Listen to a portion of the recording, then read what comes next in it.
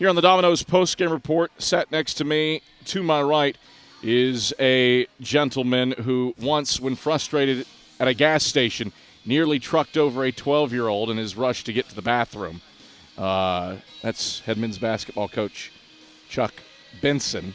Chuck, this was a tough one. Ended up being a tough one. Got up big early, but credit Emory and Henry. A lot of fight to the finish out of the Wasps. Made things probably a bit more interesting than you would have preferred late. But still, got the job done and limited a team who was top 2 in the conference in scoring 20 points below their average. What did you see from your team, good and bad, tonight? Well, first of all, this is an outstanding road win because they're a team that can score a whole lot of points. And as crazy as this sounds, I think we got up by 30 there relatively early in the second, and I was scared to death about that because it's hard.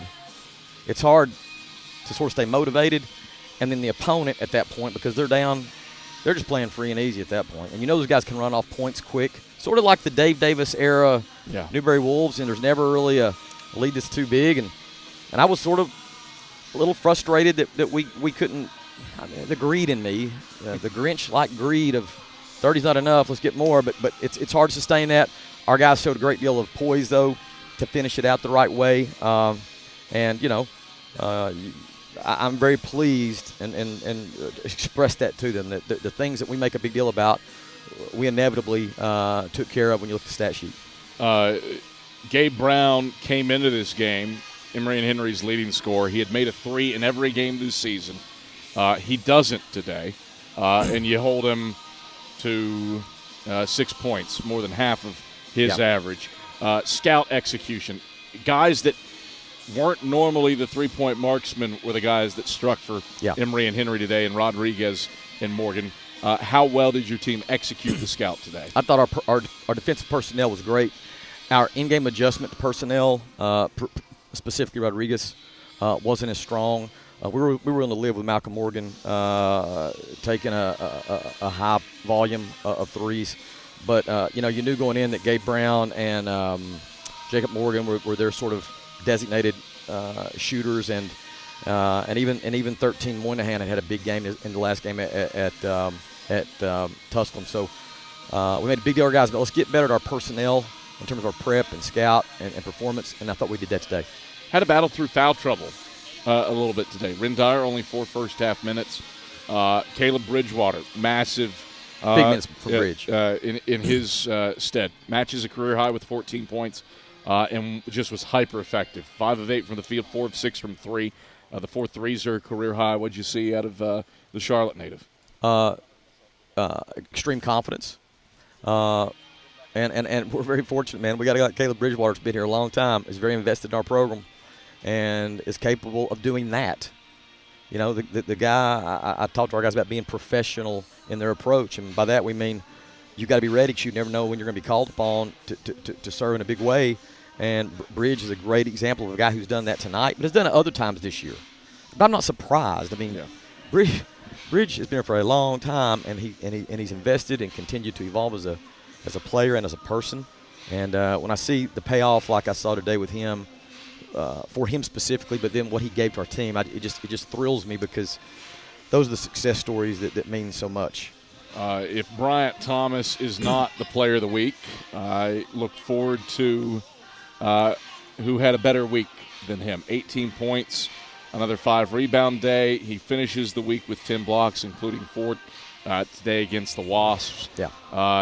And he was the guy that stopped Emory and Henry's runs late. Again, BT doing BT things. All the more important on the road, though. Oh, for sure. I mean, our guys have got a great deal of confidence in what we do defensively. But whenever he's on the floor and in that position at the rim, the confidence goes to a whole nother level because you just know he can impact every offensive player out there in a certain kind of way. But he's just sort of, as we joke around a lot, like he is the prototype. And if we could have one of him for the remainder of my career, we'd all be very happy, Cap. Let's talk rebounding. You mentioned coming during the pregame interview that Emory and Henry was an elite offensive rebounding team. Elite. And Best in our conference. And they showcased that in the first half. Yes. They were plus, I think, 8 on the glass at the halftime. Plus 9 at the half. And I know that because we made a big deal about it at half.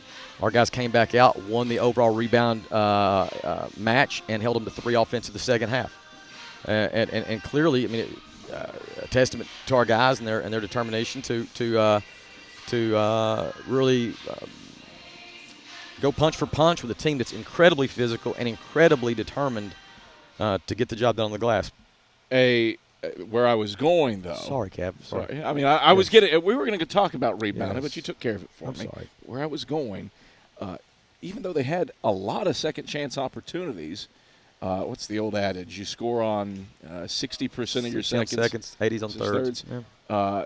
They didn't have a ton of those. No. In spite of just shooting 35% from the field, only 13 second chance points off of 12 offensive rebounds. So you do the math, that's roughly a quarter of their offensive rebounds resulted in points. Why were you so successful at stopping those seconds and thirds? I think our guys were determined. They know the math. We talk about this a lot. They know the math, and we make a big deal like our first shot defense is really good. Now we've got to be elite second and third shot defenders.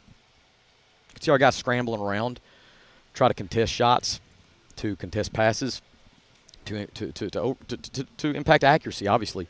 And there again, we've got some big, long guys, and you might get that rebound, but then we're not going to give it to you. You're still going to have to earn that second and third one. And thankfully, we've got guys that just believe in what we are trying to do schematically, and credit to them for that. All right, quick turnaround. Tennessee Wesleyan comes to Holt on Monday, last game before Christmas. What do you have to do to get ready for the Bulldogs? Well, I mean, you talk about a historical sort of rivalry. They've not been they're not a D2 member, obviously they're NAI, but from 80s, 70s, 60s, 50s, whatever. Tennessee Wesleyan Carson-Newman was a big deal to a lot of people, and I remember that era very well. And so it may not mean as much to our guys, but it is a game that has 2 Tennessee teams competing. There's a long rivalry there. It's the game before the break, and those are always exciting. You want to go home on a bang, so to speak. And so we'll get together a little bit tomorrow and take a good deep look at this opponent. They've had a great start to the year. I think they're 8-2 or something. Can score points, defend some. They got some talented kids. So we know we got our work cut out for us, but we're gonna enjoy tonight, Cav. It's a big. You and I know what awaits us. You and I both know what awaits us. So we're going to enjoy this ride back home tonight, and then reconvene tomorrow to get ready for the Bulldogs. All right, Chuck, pleasure as always. Congrats on the win. Thanks, Cav. That's Carson-Newman head men's basketball coach Chuck Benson. We'll wrap